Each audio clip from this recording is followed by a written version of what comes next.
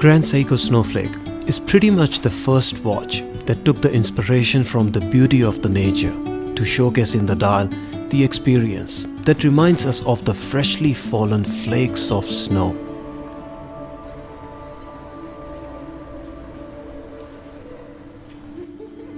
This watch reference SBGA211 has become the icon and synonym to brand Grand Seiko. Like we have Submariner for Rolex, Speedmaster for Omega, and Royal Oak for AP, Snowflake is almost acquiring the same signature looks for Grand Seiko. It's not a very old watch and does not have the same historical significance like Speedmaster, Submariner or Royal Oak, but from being around for now 10 years in a relatively unchanged configuration and looks, let's admit, it's already iconic and signature to Grand Seiko. And when you start to explore and dig down further to look into what Snowflake has to offer, it truly deserves a position it has now secured. And from the looks, feel and experience it offers, the details are easily beyond what an unseasoned human eye can see. From the very first looks, when you see it from distance, you get to see the experience and vibe, that it is something that speaks and sings. It isn't a loud watch, and due to its understated color scheme, which is basically white, it is bound to be an understated hero, a winner that achieves more than it shows, a unique experience that offers beauty but does not scream it, a quiet and a content achiever. In last 10 years, the only change in the layout that has happened to Snowflake is the branding, and that's in 2017 when Seiko started branding Grand Seiko separately. So in terms of technical changes, the dial and the watch stays true to its design and feel, and it's only the brand name that has changed. I personally like and welcome the change and find the new branding as Grand Seiko and GS logo as more aesthetically pleasing, and it also reduces the amount of the text we had on the dial before. So now we have more space around the watch face, free from text, to enjoy that stunning Snowflake dial. Of many characters of Snowflake, I will focus on some main aspects that make it fundamentally what it is, largely around its looks and aesthetics, its feel on hand and on the wrist, the sweeping seconds hand, and of course, the movement that drives it. Starting with the dial, this is where Grand Seiko basically excel most of the watch manufacturers, not only with their imaginative and innovative designs, but also the execution. This particular dial has a lot of characters of its own, to the point that there most likely is no other dial that will offer a beauty, versatility and understatement in the same package and at same degree as Snowflake. The dial here takes the inspiration from nature and resultantly, as going out and about in the nature to freshen our soul is always a worthy experience. The look on the dial is simply a calming experience and a beauty to behold. The dial offers a Japanese paper-like texture that offers a similar look as freshly fallen snow, not only due to its clean white color, but also the texture. And the texture here is delicate, intelligent, and very interesting all at the same time. See how you get the look of some hills-like texture as those mountains in some snowy region.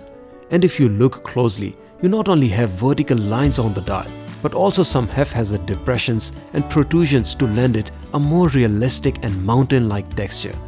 The degree of depressions and protrusions is consistently similar, and this shows how skillfully GS have executed this dial.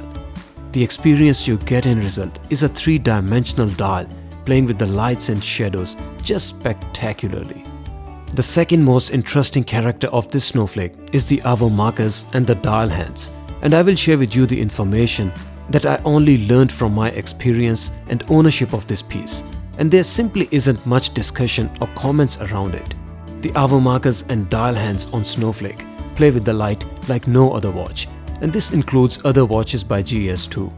The reason is because the hour markers and hands come with fully polished profiles all around. These are all hand applied, and then they have multiple facets to enhance the experience. But the unique element here is that they have top surfaces that are fully polished, as opposed to almost all other GS models that come with brushed or machined top surfaces.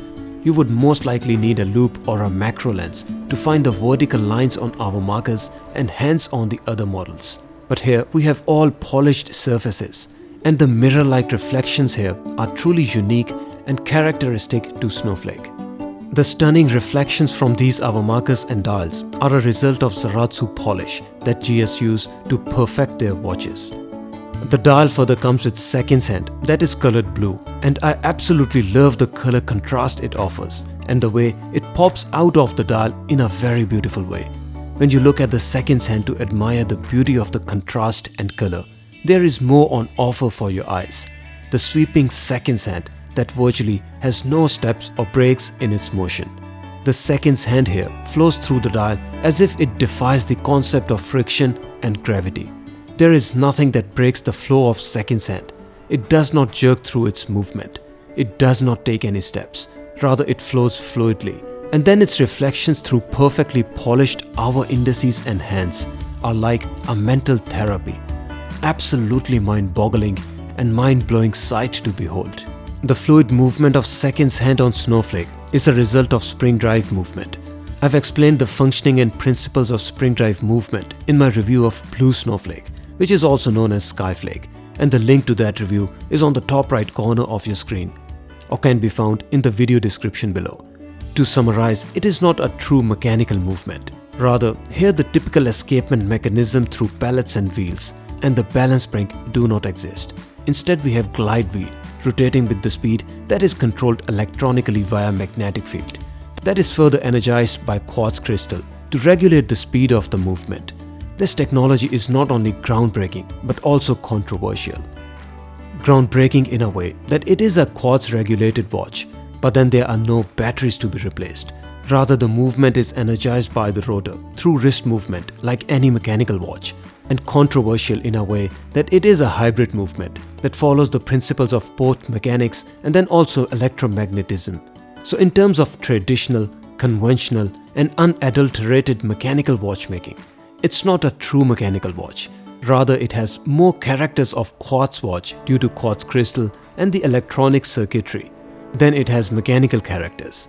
Accordingly, if conventional high-end horology with meshing of gears, winding of coils, turning of wheels and oscillation of pallet wheel are what float your boat like any purist, the case back of spring drive movement will not have much on offer for you.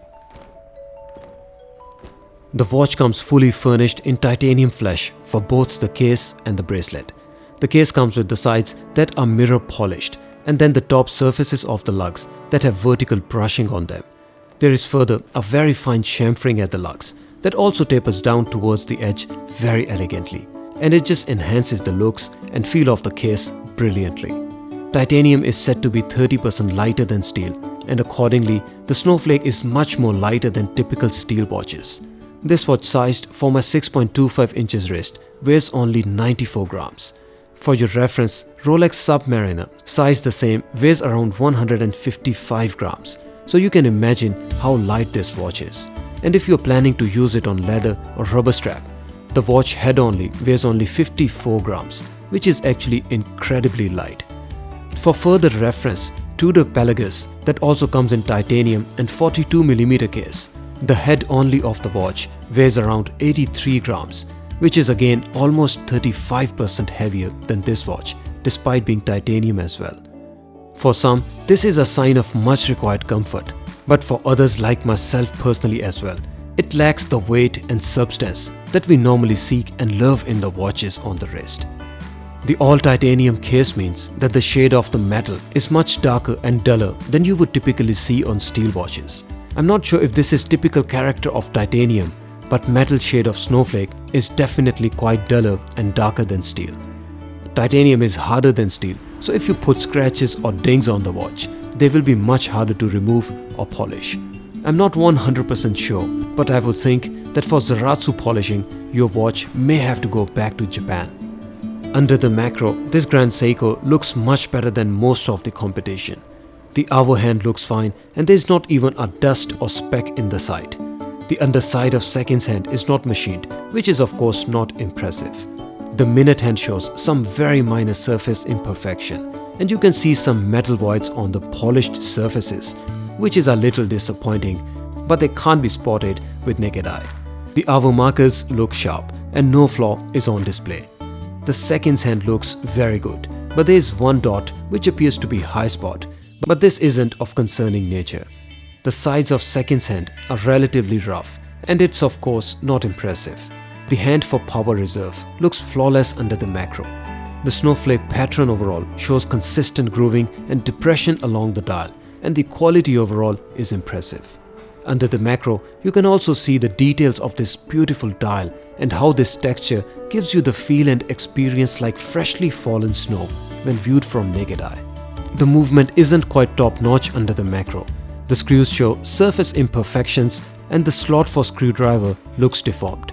The deformed screws are consistent in spring drive movement, and I've shown the same in my other review for Skyflake as per the link on the top right corner. And even in this movement, it is consistent across most of the screws. Looking at this bridge, see how on the left side of the screw, the stripes for Côte de Geneva are distorted towards the edge. We need to remember that these stripes are machined for decoration, and such flaw in these stripes is simply a shame and shows the GS have cut the corners in the decoration of this movement. The bridges have beveling and chamfering, but there is no polishing on them, which isn't really a flaw but tells you that the design specs for this movement allowed relatively compromised finish in its decoration. The gears are not only not machined, rather the surface irregularity is quite disappointing. On the wrist, the snowflake wears relatively large. The watch case is 41mm, but the lugs flare out far beyond the case, and resultingly we have the watch lug to lug of 48.5mm. which is almost the same as you see on Rolex Submariner maxi cases.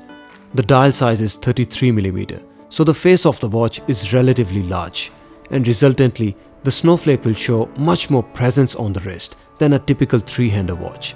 Thanks to textured white dial, the watch does not speak loud on the wrist, and overall it stays under the radar.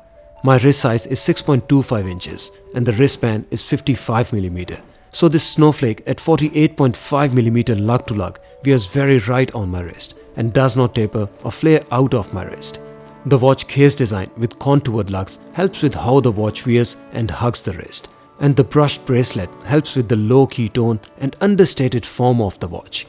The bracelet overall looks very basic in finish and the feel, and there is nothing as such special about it. I do not believe that the bracelet feel on Snowflake is any better than standard or even entry-level Seiko watches. The clasp is twin button release, and although it is firm, there is again nothing special, and it simply lacks the luxury or high-end looks or feel during the use or wear. Grand Seiko Snowflake, a watch with iconic and signature looks to GS, and then the nature-inspired design to showcase and offer the experience that at the convenience of flick of the wrist, you enjoy the looks and vibe of freshly fallen snow. The dial and the titanium feel is very subtle, and then the hour markers and dial hands that are polished to perfection, adding a contrasty blink and beauty thanks to Zaratsu polish technique. And then the sweeping seconds hand that offers a blue contrast on top of white dial to enhance the wrist experience. There is so much that the Snowflake has to offer that it is truly hard to find a watch with more value for money at this price. Unfortunately, the shining elements remain limited to dial and the case, and when you consider the bracelet or the clasp or even finish on the movement, the overall package does not quite match with the beauty of the dial. But when you say dial, it is stunning. It is simple and it is beautiful, or let's say, it is simply beautiful.